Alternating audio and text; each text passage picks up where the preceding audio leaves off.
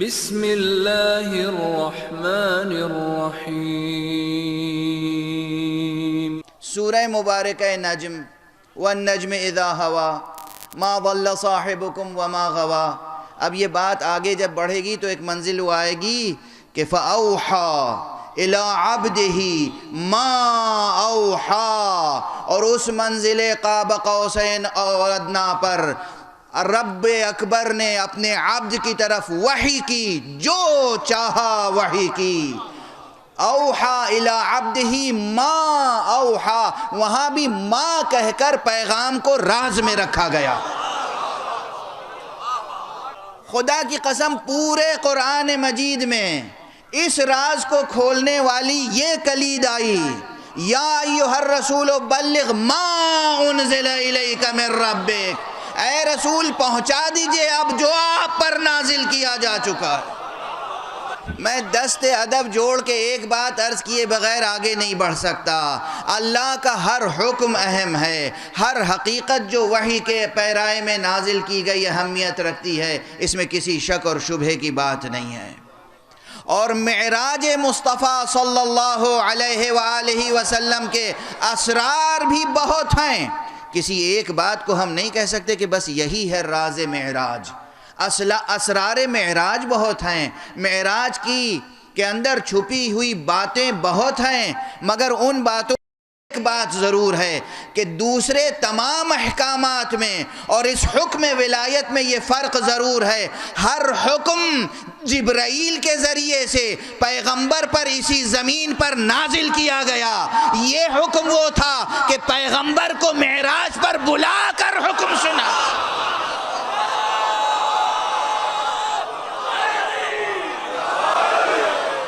اور لوگ فخر میں کہتے ہیں کہ میرے سر پر فلاں محدث نے، فلاں شیخ الحدیث نے، فلاں پیر طریقت نے، فلاں نورانی اور روحانی بزرگوار نے دستار بندی کی تھی۔ یہ بتاؤ تاریخ میں کوئی اور نام ہے جس کے سر پہ مصطفیٰ نے دستار بندی کی؟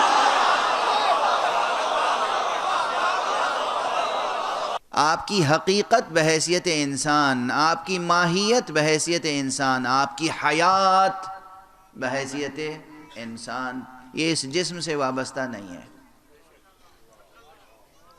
تو آئینے میں اس جسم کو دیکھ کر نہ سمجھیں کہ آپ کا وجود بس یہی ہے، اس لیے آپ یہ سمجھیں کہ یہ جسم سے روح کا تعلق ختم ہو گیا تو اب زندگی ختم ہو گئی۔ نہیں، اتنا ہی کہیں جتنی حقیقت ہو۔ یہ کہنے کی مشق کیجئے، یہ بہت بڑی مشکل ہے۔ جتنی حقیقت ہو اتنی ہی کہی جائے۔ حقیقت یہ ہے کہ روح کا جسم سے تعلق ختم ہو گیا، بس اتنا ہی کہیے، جسم سے روح کا تعلق ختم ہو گیا تو اب اس دنیا میں یہ جسم مردہ ہو گیا،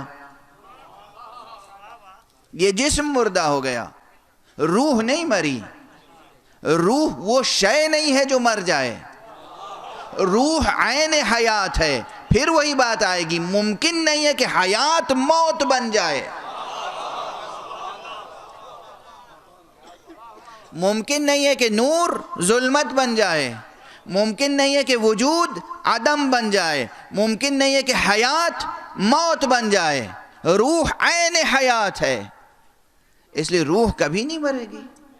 فرمایا ہے کہ دیکھو عام لوگوں کو اگر تم کہتے ہو کہ مر گئے تو کہہ لیا کرو مگر من مات علی حب آل محمد مات شہیدا، جو محبت آل محمد پر دنیا سے گزر جائے وہ شہید ہوتا۔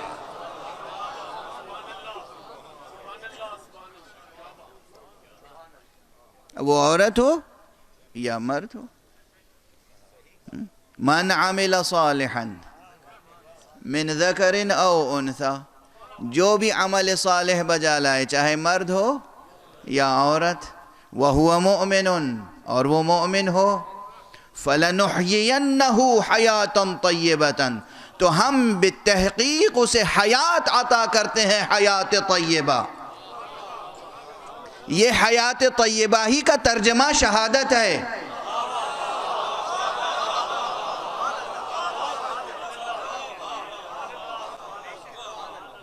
اسی حیات طیبہ کی دوسری تعبیر ہے شہادت، یعنی جو عمل صالح بجا لائے اور وہ صاحب ایمان بھی ہو، پھر ہم اس کی زندگی کو ایک مستعار زندگی قرار نہیں دیتے، بلکہ ہم اسے حیات جاوید عطا کر دیتے ہیں، ہم اسے شہید بنا دیتے ہیں۔ اور اگر یہ بتایا جائے کہ آپ کو فنا نہیں ہونا ہے، ہمیشہ رہنا ہے، بقا کے لیے پیدا کیے گئے ہیں، فنا کے لیے نہیں، اب آپ کی زندگی کا انداز بدل جائے گا۔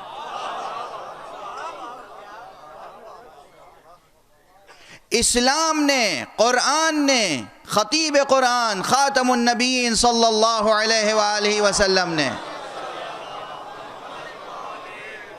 بلکہ تمام انبیاء نے جو آخرت کا عقیدہ اور حیات بعد الموت کا عقیدہ پیش کیا ہے، اس حقیقت سے روشناس کیا، اسی لیے کہ زندگی بسر کرو تو زندگی کو عطاء الہی اور نعمت الہیہ اور فیضان الہی سمجھ کر اس کی قدردانی کرو، وہ نقش حیات بناؤ جو کسی کے مٹائے نہ مٹ سکے۔ یہ یقین رکھو کہ تمہیں ہمیشہ ہمیشہ رہنا ہے، فنا نہیں ہو جانا ہے۔ تمام انبیاء نے یہ پیغام دیا، مگر جس انداز سے یہ پیغام محمد عربی صلی اللہ علیہ وآلہ وسلم نے دیا، وہ انداز ہی کچھ اور ہے۔ اور بار حیات بعد الموت کو ہی آشنا کرنے کے لیے، اس حقیقت کو ذہنوں میں راسخ کرنے کے لیے انبیاء علیہم السلام کے ہاتھوں پر اللہ نے معجزے ظاہر کیے۔ پھر پلٹ کر اسی مثال کی طرف آتا ہوں، حضرت ابراہیم علیہ وعلی نبینا الصلاۃ والسلام، مکالمہ قرآن مجید میں موجود ہے کہ خود جناب ابراہیم نے حق سبحانہ و تعالیٰ سے سوال کیا، رب ارنی کیف تحیی الموتی، پروردگار تو مجھے دکھا دے کہ کس طریقے سے مر جانے والوں کو زندہ کرتا ہے۔ جو لوگ موت کی نیند سو جاتے ہیں انہیں تو زندہ کیسے کرتا ہے، مجھے دکھا دے۔ اس کے جواب میں وہ معجزہ ظاہر ہوا کہ ابراہیم، سوال کیا ہوا؟ اولم تؤمن، کیا تم ایمان نہیں رکھتے؟ جواب کیا تھا؟ بلا، ایمان رکھتا ہوں، ولیکن لیطمئن قلبی، مگر یہ سوال اس لیے کر رہا ہوں تاکہ میرا دل مطمئن ہو جائے۔ دست ادب جوڑ کے عرض کر رہا ہوں، جو حضرات بار بار کہتے ہیں کہ نبی خاتم کو دوسرے تمام انبیاء سے افضل نہ کہا کریں، یہ بھی ایک تحریک ہے۔ آل محمد کی فضیلت کیا برداشت کریں گے وہ جنہیں محمد کی فضیلت برداشت نہیں آئے؟ بار بار کہتے ہیں محمد رسول اللہ کو آدم سے، نوح سے، ابراہیم سے، موسیٰ و عیسیٰ سے افضل نہ کہیے، سب برابر ہیں۔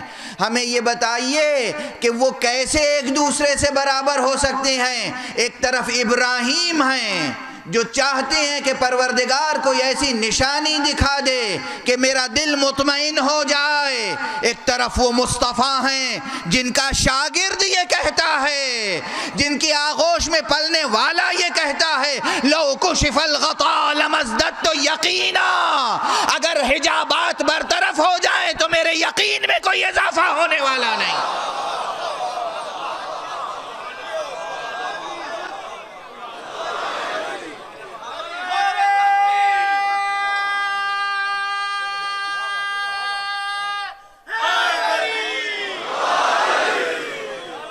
صرف رسول نہیں، خلیل حق رسول، اور صرف رسول نہیں، صرف خلیل حق نہیں، وہ جنہیں کسی نہ کسی منزل پر تمام انسانوں کے لیے امام بنایا گیا،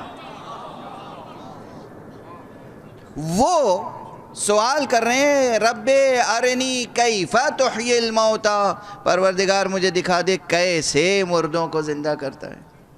تو یہ مشکل تو ہے، لیکن یہ حقیقت ہے کہ حیات بعد الموت اپنی جگہ حقیقت ہے.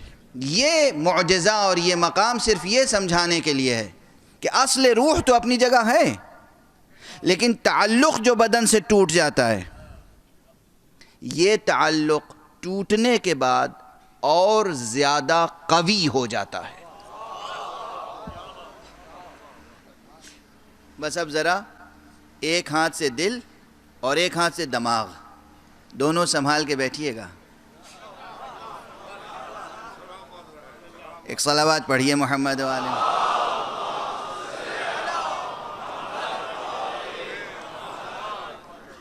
مسئلہ فلسفہ موت و حیات کا ہے، ہرچند کہ پورا وقت گزر چکا ہے، مگر مسئلہ فلسفہ موت و حیات کا ہے. کل ایک جملہ ادا ہو گیا تھا زبان سے، اس دنیا میں آثار حیات ظاہر ہوتے ہیں تعلق سے.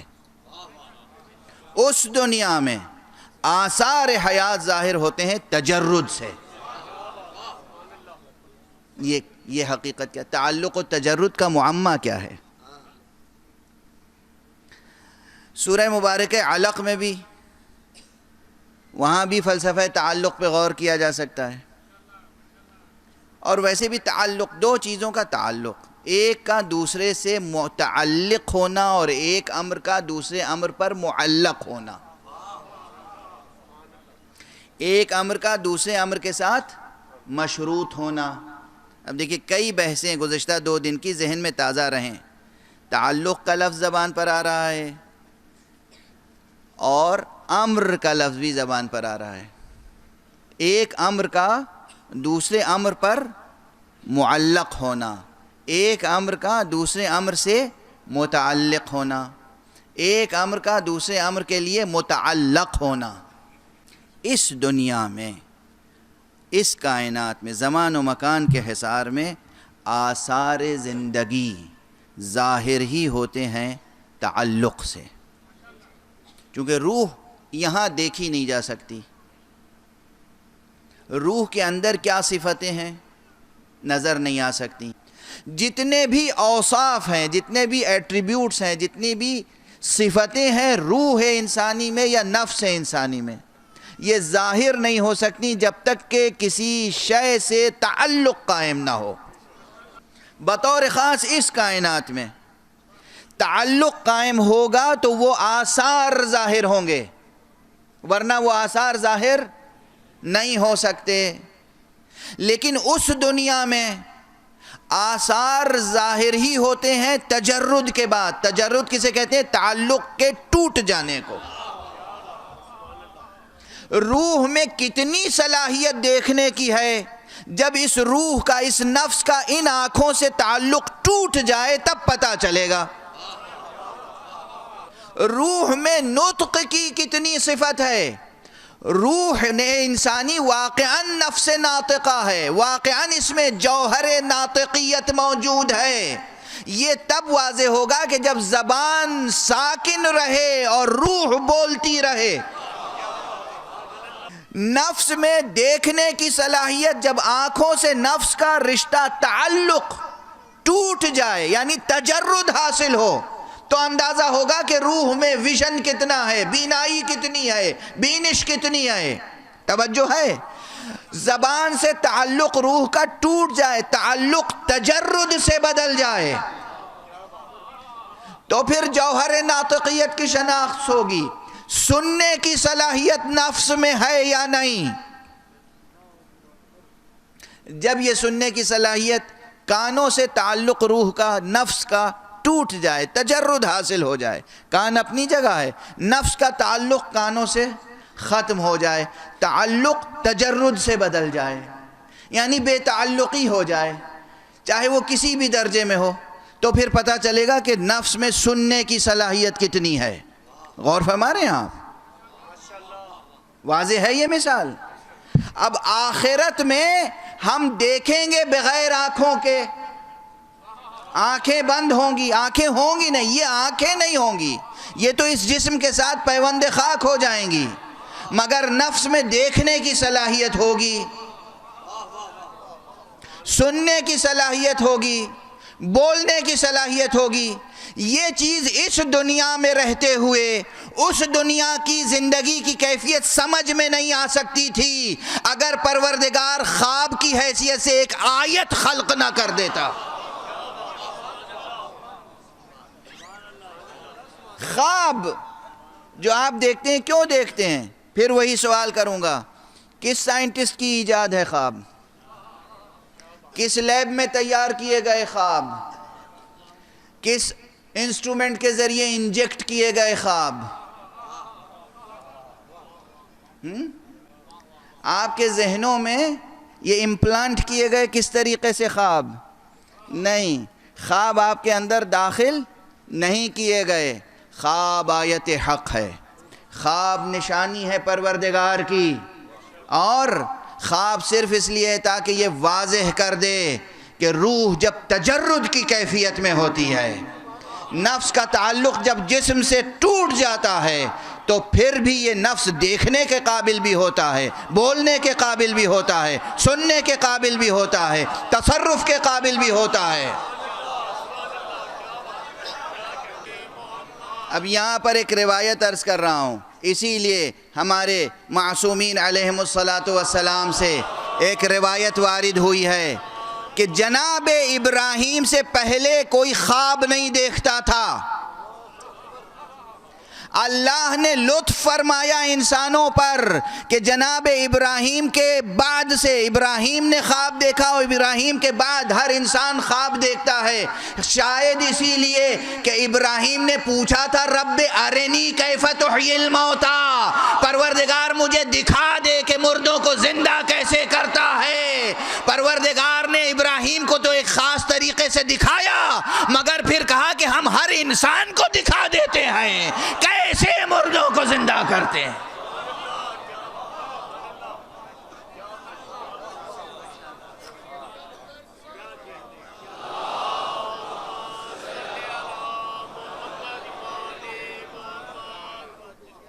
اور ہمارے بات کہاں سے گزر رہی ہے۔ اب اگر یہ روایت کہیں نظر سے گزرے تو اسے سمجھنے کی کوشش کیجیے گا کہ ہاں آدم خواب نہیں دیکھتے تھے، یہ جناب ابراہیم ہیں جنہوں نے خواب دیکھا، اور اس کے بعد سے سب خواب دیکھنے لگے۔ یہ آیت الہیہ ہے، اللہ سبحانہ و تعالیٰ کی طرف سے اس طرح سے ایک حجت تمام ہوتی ہے۔ جب تم سو جاتے ہو تو نیند اور موت میں فرق کیا ہے؟ کوئی فرق ہے؟ کوئی فرق نہیں ہے، کوئی فرق نہیں۔ قرآن مجید کی روشنی میں بھی کوئی بڑا فرق نہیں ہے۔ جب تم سو جاتے ہو تو بیدار کیسے ہوتے ہو؟ بس جیسے تم سونے کے بعد بیدار ہوتے ہو، ایسے ہی مرنے کے بعد جلا دیے جاؤ گے۔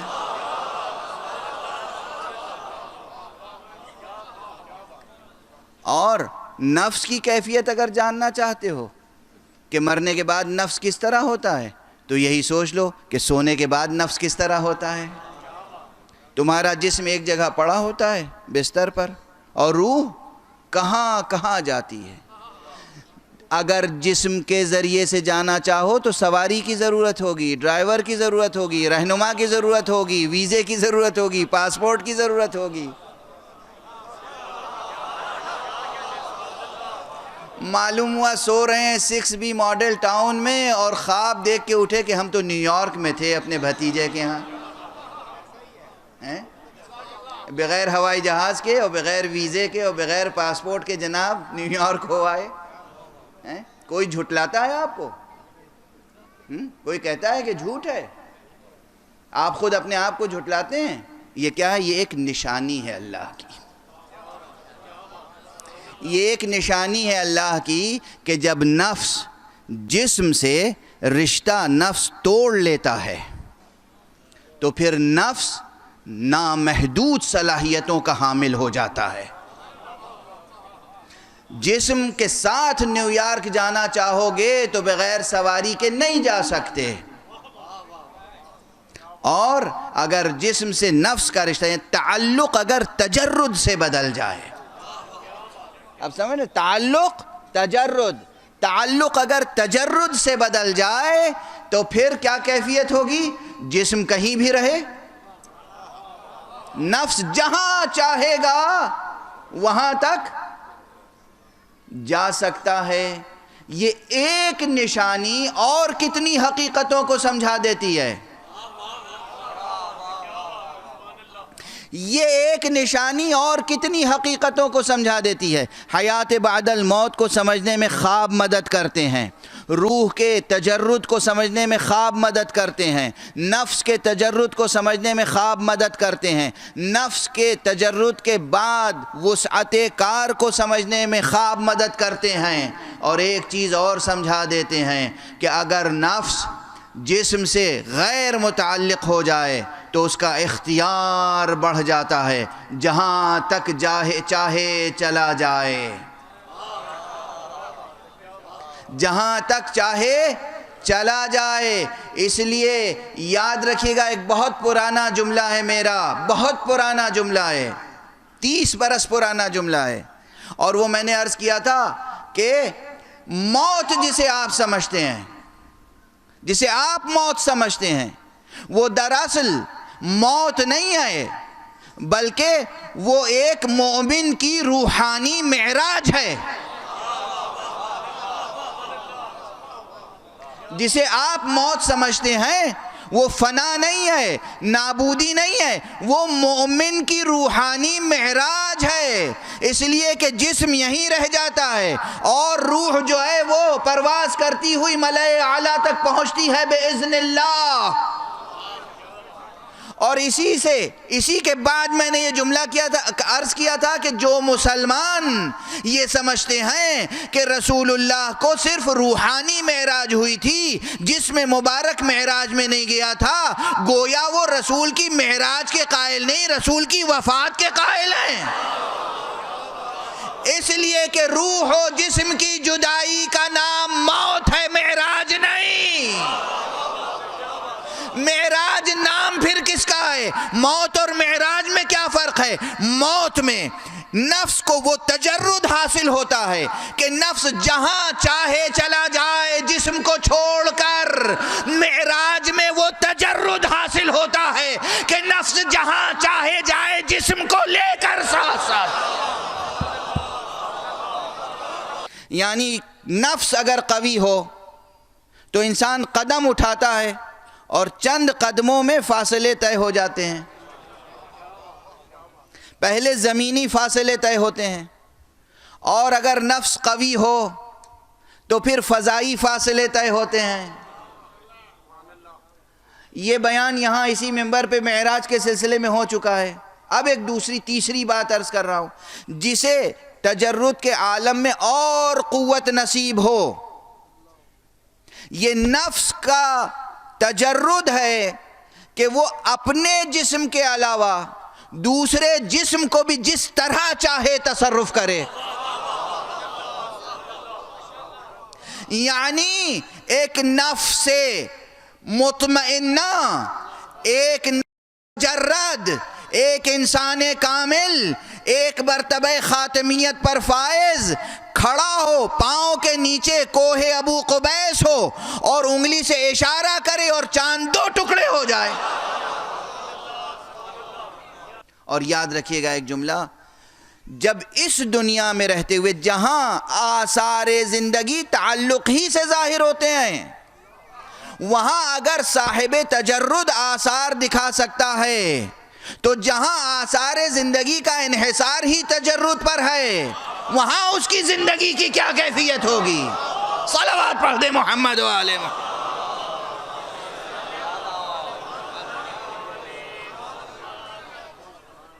بس عجب دقیق بحث تھی، مشکل ترین بحث تھی جو چند لفظوں میں عرض کرنے کی کوشش کی ہے۔ اب بقیہ انشاءاللہ پھر آئندہ گفتگو میں، ابھی اصل بحث رہ گئی کہ یہ موت اگر ہے زندگی کی اداؤں میں سے ایک ادا تو کیسی دلاویز ادا ہے۔ اس پر میں کئی مجلسیں عرض کر چکا ہوں، جس کا عنوان ہی تھا جمالیات موت۔ تو حقیقت یہ ہے عزیزان گرامی، اس دنیا کے مصائب سے جب نفس پشمردہ ہو جاتا ہے تو نفس مومن کو خوش کرنے کے لیے پروردگار کی طرف سے آنے والی موت ایک ہدیہ بن کے آتی. جب نفس انسانی دنیا سے عاجز آ جاتا ہے، دنیا کی کلفتیں، مصیبتیں، بیماریاں، ناگواریاں، آلام، جب ان سے نفس انسانی تھک جاتا ہے، نفس مومن، تو حق سبحانہ و تعالیٰ کی طرف سے اسے ایک ایسا خوشگوار ہدیہ دیا جاتا ہے کہ وہ خوشی خوشی اس پرانے لباس کو اتار کے پھینک دیتا ہے اور اس طرح نئی دنیا میں داخل ہوتا ہے نئے لباس بدلنے کے لیے، جیسے کوئی نہا دھو کر بس اپنے موڈ کو تبدیل کر رہا ہو. کہتے ہیں کہ جب کوفے کے بازار سے نو کے نیزہ پہ سر گزارا جا رہا تھا، ایک صحابی کہتا ہے کہ میں قرآن مجید کی تلاوت کر رہا تھا، قرآن مجید میں سورہ کہف پڑھ رہا تھا. سورہ کہف کی یہ آیت پڑھی میں نے، ام حسبت ان اصحاب الکہف والرقیم کانوا من آیاتنا عجبا. کیا تو نے یہ سمجھ رکھا ہے، ام حسبتا، کیا تو نے یہ سمجھ رکھا ہے کہ اصحاب کہف و رقیم ہماری نشانیوں میں سے بڑی عظیم نشانی تھے. اس نے تلاوت کی، حضرت کے سر مبارک نے سنا اور فوراً جواب دیا، کہا ان قتلی و حملی اعجب من اصحاب الکہف والرقیم. میرا قتل کیا جانا، میرے سر کا نوک نیزہ پہ بلند کیا جانا، میرے اہل بیت کا اسیر کیا جانا اور بے کجاوا ناقوں پر بار کیا جانا، یہ اصحاب کہف سے زیادہ عجیب نشانی ہے، اصحاب کہف سے زیادہ عظیم نشانی ہے. سن بھی رہے ہیں، گفتگو بھی فرما رہے ہیں، اور اس کے بعد یہ سر مبارک ایک منزل پر کسی شقی نے تنور میں رکھ دیا. شقی نے امام کا سر تنور میں رکھا ہے، اور یہ شقی وہ ہے کہ اس کی زوجہ مومنہ ہے. جب زوجہ نے دیکھا کہ صحن خانہ میں تنور سے نور بلند ہے، باہر آئی، تنور کھولا، دیکھا ایک سر ہے، اس سے نور ساطع ہے، زمین سے آسمان تک نور ساطع ہے، اور لبوں کو جنبش ہے. کیا آیت پڑھ رہے تھے حضرت؟ اس وقت کہہ رہے تھے وَسَيَعْلَمُ الَّذِينَ ظَلَمُوا أَيَّ مُنْقَلَبٍ يَنْقَلِبُونَ. جنہوں نے ظلم کیا ہے ان قریب انہیں معلوم ہو جائے گا کہ ان کا انجام کیا ہونے والا ہے. مومنہ آئی، شوہر کو بیدار کیا، بتا تو صحیح یہ سر کس کا لے کر آیا ہے؟ یہ نور، یہ تلاوت. اللہ. اب شقی مجبور ہوا کہ یہ کہے یہ حسین ابن علی کا سر ہے. اس مومنہ نے تفرین کی، لعن کی، کہا خدا کی قسم آج کے بعد سے میرا سر تیرے سر کے ساتھ ایک تکیے پہ جمع نہیں ہو سکتا، میرا تیرا تعلق ختم ہو گیا. دنیا کے لوگ جاتے ہیں اور دنیا کی دولت لے کر گھر میں آتے ہیں، تو حسین ابن علی کا سر لے کر آیا، تو رسول اکرم کے بیٹے کا سر لے کے آیا ہے، تو فاطمہ کے بیٹے کا سر لے کر آیا ہے. یہ مومنہ تھی، یہ مومنہ تھی، آ کر صحن خانہ میں بیٹھ گئی، گریہ کرنا شروع کیا. ایمان تھا نا، 2 دنوں سے میں آنکھوں کے سامنے سے پردے اٹھنے کا تذکرہ کر رہا ہوں. آج اس مومنہ کے آنکھوں سے بھی پردہ ہٹا. اس نے دیکھا جس سر سے نور بلند تھا، اب اس سر کے لیے کچھ عماریاں ہیں جو آسمان سے نازل ہوئی ہیں. اس کے گھر میں، اس کے صحن میں عماریاں نازل ہوئی ہیں، بیویاں ہیں جو عماریوں سے نکلی ہیں، اور ایک بیوی ہے جو فریاد کرتی ہے اور کہتی ہے پروردگارا